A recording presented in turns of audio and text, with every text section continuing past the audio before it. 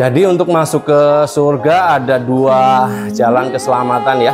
Dan lagi-lagi kita harus mengingat, dua jalan keselamatan ini tidak bisa dilepaskan dari dalil bahwa surga adalah kudus dan Allah adalah kudus.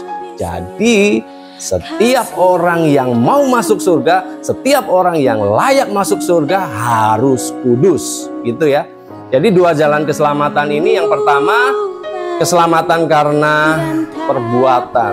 Jadi setiap orang yang mau masuk surga harus bisa berbuat baik selamanya.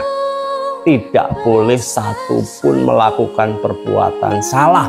Tidak boleh satupun melakukan perbuatan dosa. Kalau ternyata Tuhan kasih toleransi, ya bolehlah 1-2 kali melakukan perbuatan dosa. Yang penting kamu balas dengan kebaikan. Apa yang terjadi dengan Adam dan Hawa? Dia pasti akan demo pertama kali di hadapan Tuhan. Dia pasti akan demo di hadapan surga. Adam dan Hawa 1 kali dosa langsung diusir. Kok kita mau masuk surga dengan bertransaksi dengan Allah? 1 kali salah, 1 kali berbuat baik, 2 kali salah, 3 kali berbuat baik, 3 kali salah, 5 kali berbuat baik. Jangan-jangan kalau bisa ditransaksikan dengan perbuatan baik, dengan amal dan kebaikan kita, surga isinya orang kaya. Karena orang kaya banyak berbuat amal. Apa yang terjadi dengan orang miskin, orang susah, gak bisa amal, gak bakalan masuk surga. Jadi ketika surga adalah tempat yang kudus, surga tidak akan pernah mengizinkan 1 kali saja perbuatan dosa masuk ke dalam surga. Jadi orang yang masuk ke dalam surga harus benar-benar orang yang kudus dan orang yang tidak pernah sekalipun melakukan perbuatan jahat. Dia baru bisa masuk surga. Adil ketika Adam dan Hawa diusir ketika 1 kali saja berbuat dosa. Jadi ketika manusia mau masuk ke dalam surga dengan mengandalkan perbuatannya, dia harus berbuat baik selamanya. Tidak boleh 1 kali pun masuk ke dalam perbuatan yang salah.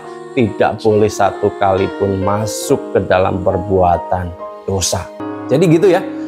Ketika surga adalah tempat kudus, orang yang mau masuk surga haruslah kudus dan tidak bercacat celah selama-lamanya.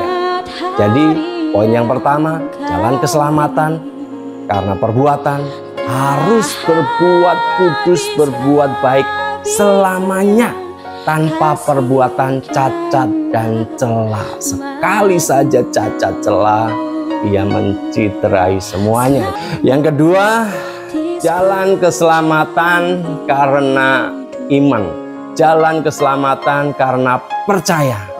Jadi yang kedua ini Tuhan sudah ngomong, karena begitu besar kasih Bapa akan dunia ini, sehingga Bapa Allah telah mengaruniakan anaknya yang tunggal, supaya setiap orang yang percaya kepadanya tidak binasa, melainkan beroleh hidup yang kekal.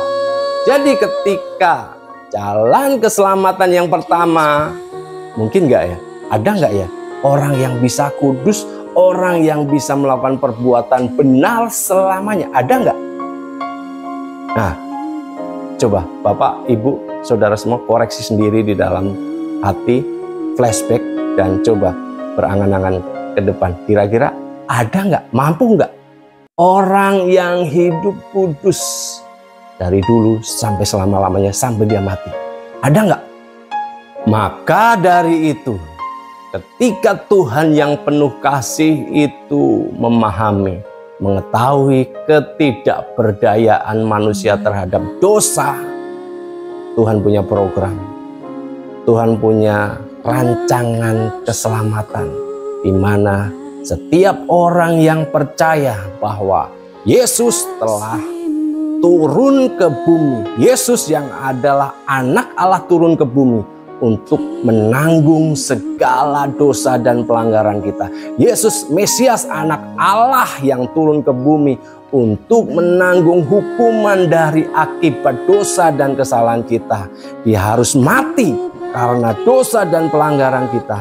Dan ketika orang percaya bahwa Yesus telah dibangkitkan, karena segala dosa dan pelanggaran kita telah lunas dibayar Tuhan Yesus, kita akan menerima keselamatan karena iman. Itulah keselamatan karena iman.